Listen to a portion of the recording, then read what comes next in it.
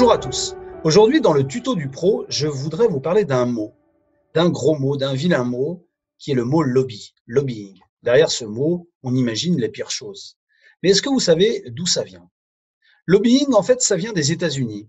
Ça vient du mot lobby qui signifie couloir, qui signifie hall d'hôtel, on ne sait pas trop exactement. Ce qu'on sait, c'est qu'à la fin du XVIIIe siècle, lorsque la République américaine est née, les parlementaires se réunissaient dans une grande pièce et ils croisaient des influenceurs dans les couloirs. Il y a une autre théorie qui dit même que la Maison-Blanche aurait brûlé et Washington se serait installé dans un hôtel à proximité. Et là, il était accessible, les gens venaient le voir, les influenceurs avaient son oreille. Et c'est comme ça qu'est né le mot lobbying.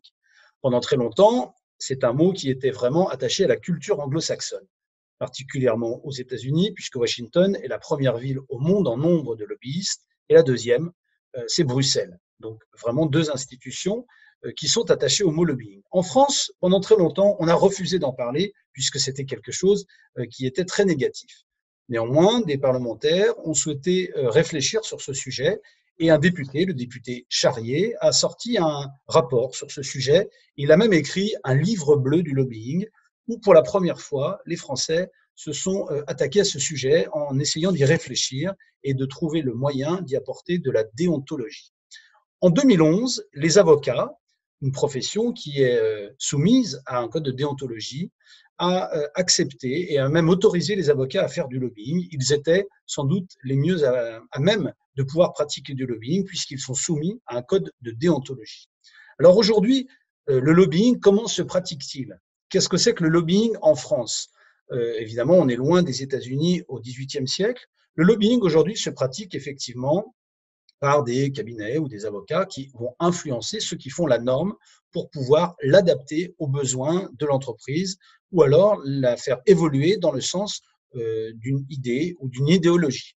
Aujourd'hui, effectivement, nous avons l'image du lobbying des grandes entreprises de tabac, de l'alcool ou, je ne sais pas, des vendeurs d'armes, par exemple. Mais s'il n'y avait pas eu de lobbying, j'allais dire dans l'autre sens, peut-être qu'aujourd'hui, on continuerait à avoir des pratiques qui ne sont pas éthiques. Par exemple, songez au lobbying qu'a exercé pendant de nombreuses années l'ONG Handicap International et qui a pu obtenir l'interdiction de l'utilisation des mines et des bombes à fragmentation. C'est grâce à du lobbying éthique que l'on est arrivé à faire évoluer les normes et les règles de droit. Donc ça, c'est du lobbying au niveau, j'allais dire, national et international. Mais il existe aussi un autre lobbying qu'on pourrait appeler le lobbying territorial et qui nous intéresse particulièrement aujourd'hui. C'est de réfléchir effectivement avec les élus locaux comment faire évoluer la norme, la règle de droit local au profit des entreprises, au profit de la société privée. Effectivement, très souvent, les élus locaux n'ont pas forcément conscience des conséquences que peuvent avoir leurs décisions, par exemple sur l'urbanisme ou sur l'aménagement du territoire. Et il est important que les entreprises, que la société civile puissent porter sa voix auprès des élus locaux et qu'ils aient conscience de l'impact que peuvent avoir leurs décisions.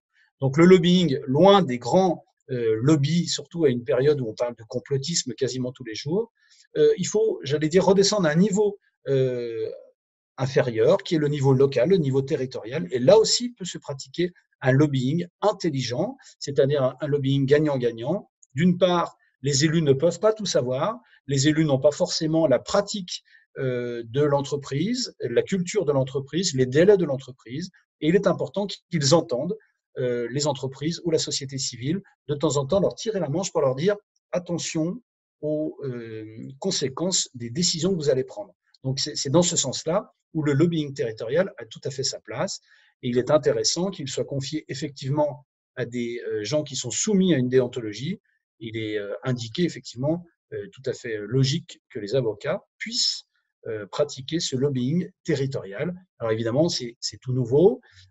C'est depuis 2011 que les avocats peuvent le faire. Le rapport Charrier, c'est 2008. Vous voyez, on est au balbutiement d'un début de réglementation du lobbying en France qu'on pourrait appeler la défense d'intérêts, effectivement, ou porter la voix de la société civile auprès des décideurs politiques, qu'ils soient au niveau local, au niveau régional, au niveau national et même au niveau international.